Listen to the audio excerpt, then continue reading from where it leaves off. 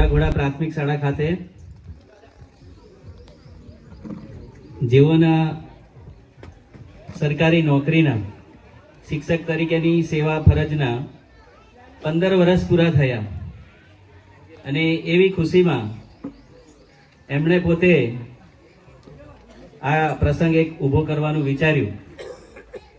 એવા આપણે આજે જેઓને સન્માન કરી રહ્યા છે, જેઓને ખૂબ વખાણ કરી રહ્યા છે, એવા નવીનભાઈ કે ઘણા બધા કર્મચારીઓની ઘટ છે, શિક્ષકોની પણ ઘટ છે અને એવામાં દુનિયામાં જેની સૌથી વધુ જરૂર છે એવા શિક્ષણની જે જરૂર છે અને એ શિક્ષણ માટે જો આપણે બધા કામ નહીં કરીએ તો આપણે ચોક્કસ પાછળ રહીશું, દુનિયા ખૂબ આગળ નીકળી જશે. એટલે શિક્ષણ માટે જે પણ કંઈ પ્રવૃત્તિ થાય છે એ ખૂબ મહત્વની હોય છે. મને ગૌરવ છે એક બીજી બાબતની પણ કે હવે સમાજ જાગૃત થયો છે ને ગામે ગામ લાઇબ્રેરીઓ શરૂ કરી રહ્યા છે, સમાજ તરફથી ટ્યુશન ક્લાસીસ શરૂ કર્યા છે, સેવા આપી રહ્યા છે. આપણા વિસ્તારની સમસ્યાઓથી લઈને સારી પ્રવૃત્તિને દેશમાં પહોંચાડવાનું સારું એવું એક મીડિયેટરનું કામ કરી રહ્યા છે. એવા ઘનુભાઈએ પણ એમના ડુંગર ગામમાં એમણે અલગથી એક મકાનની અંદર રિપેરિંગ કરી અને ત્યાં બાળકોને શિક્ષણ આપવા માટેનું વધારાનું સેવાનું કામ કરી રહ્યા છે. તો આ એક પ્રકારની સેલ્ફ ગવર્ન સોસાયટી જેને આપણે કહીએ, સ્વયં સંચાલિત સમાજ, અને એ હવેનો સમય છે અથવા તો આપણો જે આ યુગ છે એ પરિવર્તનશીલ છે, જાતે તૈયાર થવામાં હવે તૈયાર થઈ ગયો છે. વાત રહી નવીનભાઈજી, 15 વર્ષ નોકરીના પૂરા, 58 વર્ષ થાય એટલે સરકાર એમ કે હવે તમે શિક્ષણમાં ખૂબ કામ કર્યું એટલે તમે હવે આરામ કરો, નિવૃત્તિ, તમારું પેન્શન બંધાય, એમાં જીવન તમારે વિતાવવાનું. મને એવું લાગ્યું કે 15 વર્ષનો નિચોડ શું એમ કે કેવું કામ કર્યું, તો આજે મને એવું લાગ્યું કે કામ કરેલું હોય એવું લાગ્યું મને. આટલું બધું નવીનભાઈને બધા આટલું સ્વાગત કરે, કંઈક હોય તો જ ને, એમને એમ થોડું સ્વાગત થાય.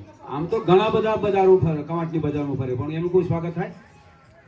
કોઈ એમને પૂછે નહીં તો આ સ્વાગત કેમ? સાહસ વિના સિદ્ધિ નથી. સફળતા જિંદગીની હસ્તરેખામાં નથી હોતી, ચણાયેલી ઇમારત એના નકશામાં નથી હોતી. व्यवसाय घंटी बजी आने का, घंटी बजी जाने का, तो ये शिक्षक ना रोल में हमें आविए नहीं के भाई. शिक्षक एवो होवो જોઈએ કે સમયને જોતો નથી, તો એ શિક્ષક કંઈક કરી શકે. શિક્ષક ચાણક્ય પણ વારે ઘડીએ અમને યાદ બી આવે અને એ પોતે બોલીને ગયા છે. જે शिक्षक કેવો હોવો જોઈએ? कभी साधारण नहीं होता है, और प्रलय और निर्माण उनकी गोद में पलते हैं. अब प्रलय करे भाई तो कई परिणाम મેળવે. મને એ આનંદ થયો કે જે બાળકો ભણીને ગયેલા અને સારી જગ્યાએ અભ્યાસ કરી રહ્યા છે કે એમના જીવનમાં એ વિદ્યાર્થીઓ પગભર થવાના છે, નોકરી મેળવવાના છે, એમનું સન્માન થયું. એટલે આપણે બધા એમ કહીએ ને કે કામ ઘણું કરીએ એમ, પણ એટલે એમાં તેજસ્વી કોઈ એવા તારલા એવા કોઈ કાઢો ને તમે. અમારી મહેનતના આટલા છે એમ તો આપણે માનીએ કે યસ આ શિક્ષક સાચો કહેવાય એમ. ને મોટા ઘોડાની સ્કૂલની અંદરનું શિક્ષણ જોવા લાગ્યું મને ખૂબ સરસ. અને પહેલા તો હું નવીનભાઈને ખૂબ ખૂબ અભિનંદન પાઠવું છું મારા ગામ તરફથી. અને જે કંઈ વિડીયોઝ આપણો આજે સાંજે આવશે, આખા રમણભાઈ સરે કીધું તેમ ગુજરાતની અંદર, ઇન્ડિયાની અંદર દેખશે. આમાં ખૂબ ખૂબ યુટ્યુબ ફેમિલી તરફથી બી તમારું અભિનંદન પાઠવું છું. અને ઓલ ઓવર ઇન્ડિયાની અંદર નવીનભાઈનું 15 વર્ષનું ફ્યુચર શું હતું, શ્રેષ્ઠ શિક્ષક તરીકે કવાંટ તાલુકામાં એમનું નામ આવ્યું છે, તો એના વિશે બી 2 શબ્દ આપણે એમનો પરિચય લેશું આગળ જતા. પણ 2 શબ્દ હું બાળકો તેમજ સ્કૂલ વિશે અને અહીંયાનો આજનો કાર્યક્રમ વિશે બોલીશ. તો આપણા સમાજની અંદર કમાડ તાલુકાની અંદર 132 ગામની અંદર મોટા ઘોડા સ્કૂલનું નામ આજે તમે જોયું તેમ સમાચારોમાં બી પેપરોમાં બી આવતું હશે, પણ ખાસ કરીને જે આપણી જોડે લોકો જોડાયેલા છે હરેક ગામના હશે, એટલે હરેક ગામ સુધી હું મેસેજ પહોંચાડીશ. અને ગુજરાતની અંદર આપણા જે લોકો અધર જગ્યામાં રહે છે, અધર દૂર સિટીમાં રહે છે, તે બી આપણો વિડીયો જોશે.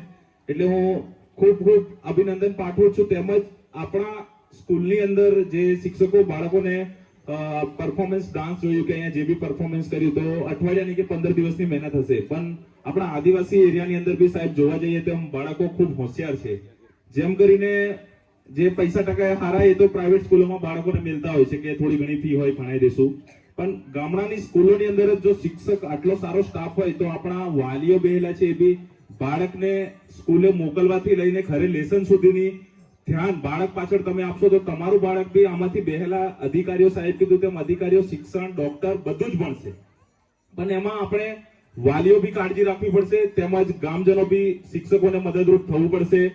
બધી જ રીતે આપણું બાળકનું ભવિષ્ય સુધારવા માટે આપણે મહેનત કરવું પડશે. અને બીજી વસ્તુ એ છે કે આ જે સ્કૂલમાંથી 180 ની સમથિંગ સંખ્યા છે એવું કીધું, બટ એમાંથી બી 70-100 છોકરા હોશિયાર હશે તો એમના વાલીઓ પૈસા ટકે બાબા આપણે બધા નબળા થાય, પણ તમે હિંમત નહીં હારો, ગમે તે રીતે બાળકને ભણાવવાનો પ્રયત્ન કરો. જય સુધી આપણે ભણી ગણીને હોશિયાર નહીં થઈશું ત્યાં સુધી આપણને દુનિયા અને વિશ્વની અંદર શું ચાલી રહ્યું છે ખબર નહીં પડે.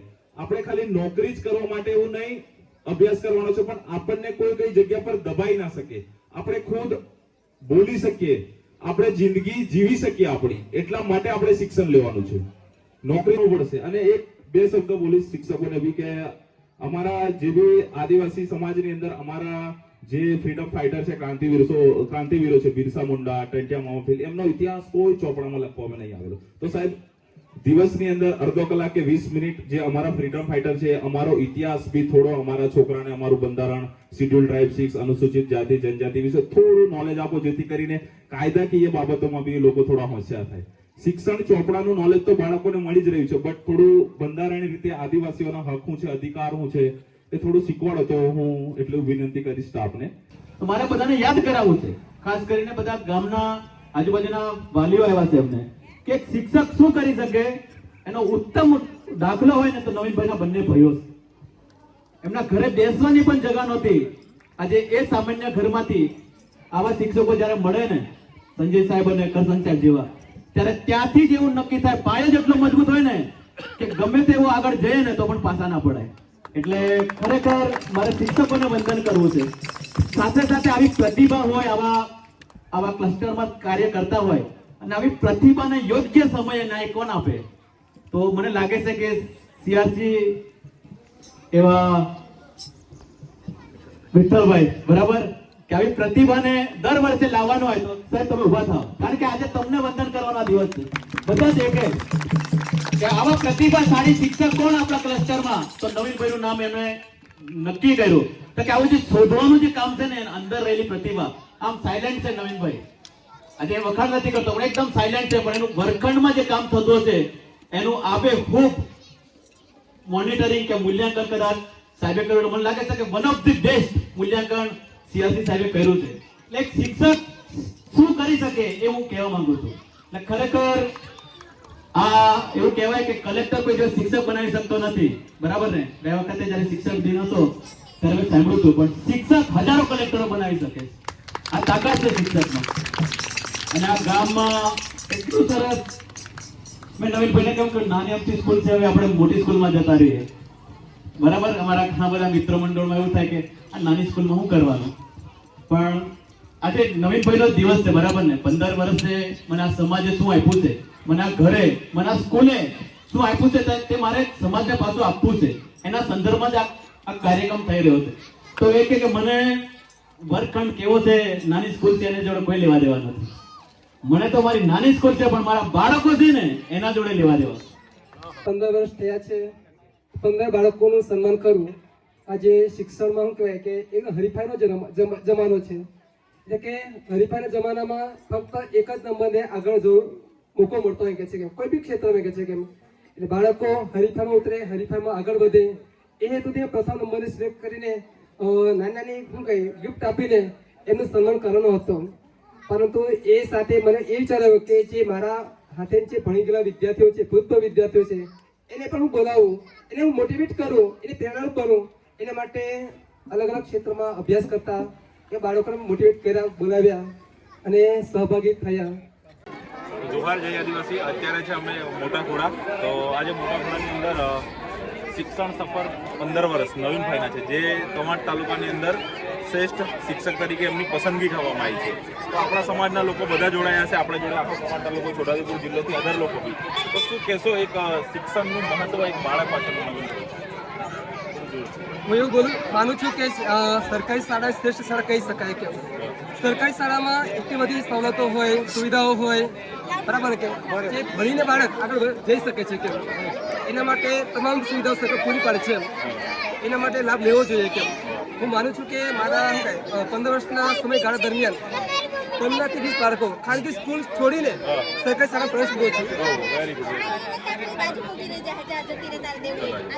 ને બીજી વસ્તુ એ કહું છું કે 2 મિનિટ બાળક ઉભા રહેજો, લઈ લેજો, ચલો બેટા.